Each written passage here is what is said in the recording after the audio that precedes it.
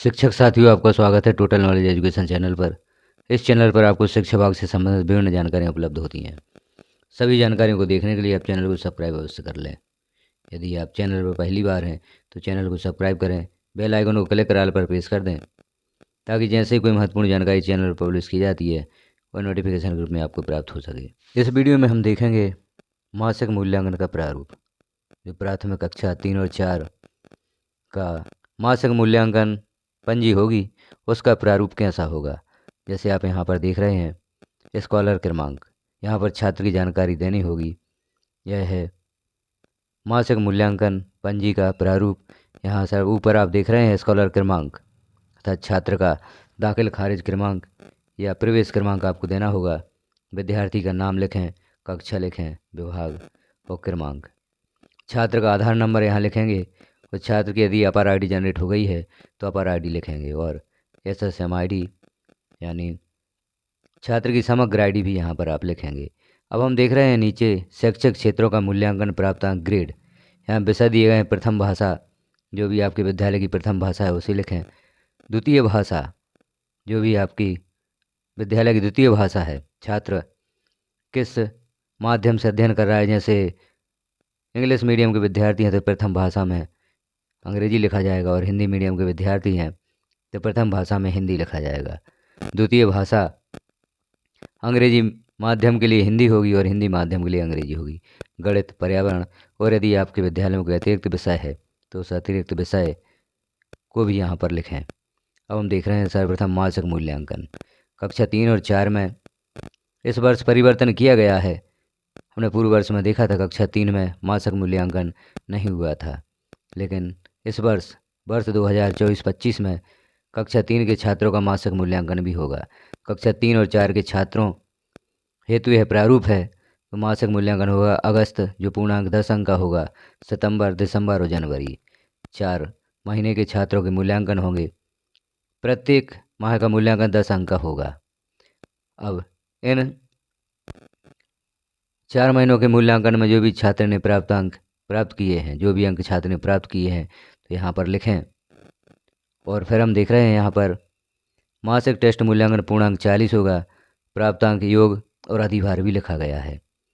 यहाँ आपको प्रत्येक महीने के प्राप्तांक भरते हुए आपको अधिभार भी लिखना है। तो अधिभार मासिक मूल्यांकन का 10 अधिभार होगा। तो यहाँ पर 10 अधिभार ज्ञात करें। अधिभार ज्ञात करने हेतु सूत्र भी यहाँ दिया गया है।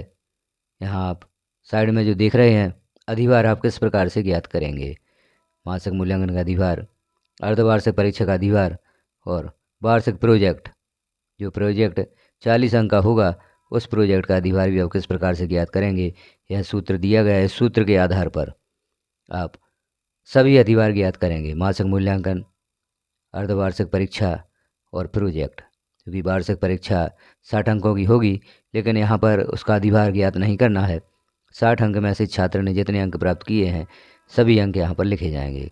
तो मासिक मूल्यांकन के अंक और अधिभार लिखें और फिर इनका प्राप्त अंकों का योग लिखें और अधिभार लिखें। अर्धवार्षिक मूल्यांकन जो छात्रों का होगा उसके प्राप्तांक लिखें और यहाँ पर अधिभार भी लिखा जाएगा और हमें ग्रेड भी देनी होगी। जो अर्धवार्षिक मूल्यांकन की ग्रेड है विषयवार, वह ग्रेड भी हमें यहाँ पर देनी होगी। वार्षिक मूल्यांकन लिखित 60 अंक का होगा तो प्राप्तांक लिखें और ग्रेड लिखें। वार्षिक प्रोजेक्ट प्राप्तांक का योग लिखें और जो अधिभार बनता है प्राप्तांकों का अधिभार भी लिखें और ग्रेड लिखें। अब वार्षिक परिणाम किस प्रकार से तैयार किया जाएगा, तो मासिक मूल्यांकन जो पूर्णांक है उसका 10 अधिभार यहाँ पर लिखना है आपको।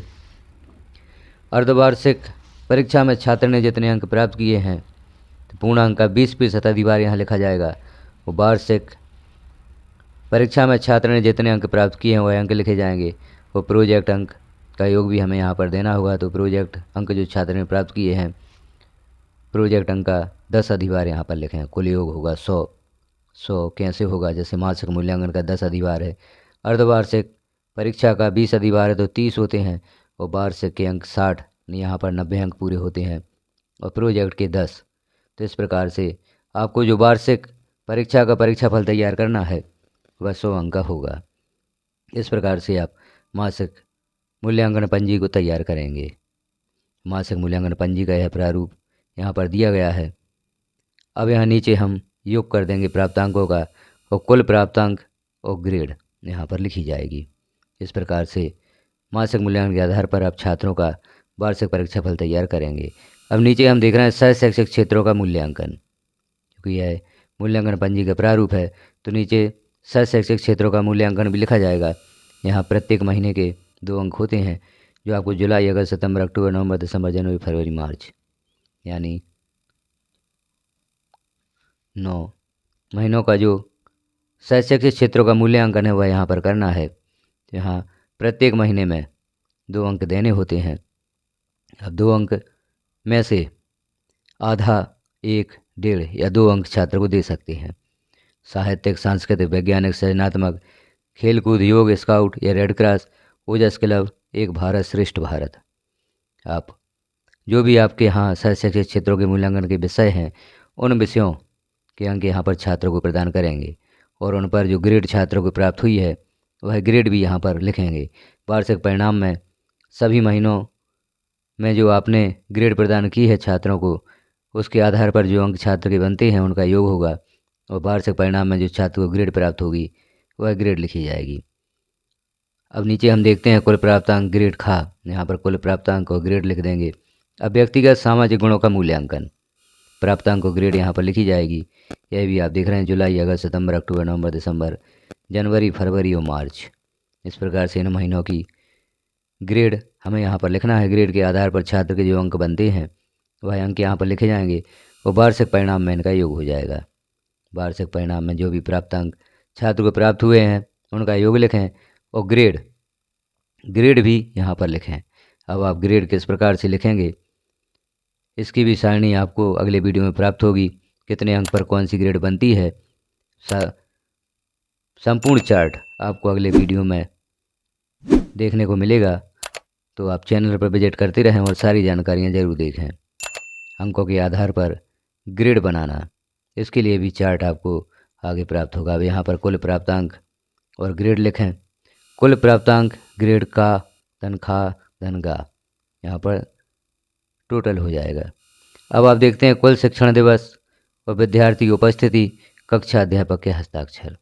अब यहाँ जो दिया गया आखिरी कॉलम, यहाँ पर सबसे ऊपर कुल शिक्षण दिवस लिखेंगे, विद्यार्थी कितने दिन उपस्थित रहा उसे लिखेंगे और कक्षा अध्यापक हस्ताक्षर करेंगे। शिक्षक का अभिमत भी यहाँ पर लिखा जाएगा।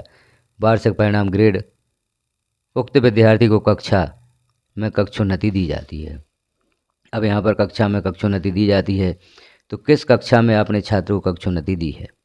तो जैसे कक्षा 3 में छात्र है तो यहाँ लिखेंगे कक्षा 3 में कक्षोन्नति दी जाती है। और यदि छात्र कक्षा 4 में अध्ययनरत है और 4 की परीक्षा देकर वह कक्षा 5 में जा रहा है तो यहाँ हम लिखेंगे उस उक्त विद्यार्थी को कक्षा 4 में कक्षोन्नति दी जाती है। क्योंकि यहाँ पर एक कन्फ्यूजन होता है कि कौन सी कक्षा यहाँ पर लिखी जाए, तो जिस कक्षा की छात्र परीक्षा देता है, जिस कक्षा से छात्र उत्तीर्ण हो रहा है उस कक्षा को यहाँ पर लिखा जाएगा। नीचे कक्षा अध्यापक के हस्ताक्षर और प्रधान अध्यापक के हस्ताक्षर व पद मुद्रा यहाँ पर होगी।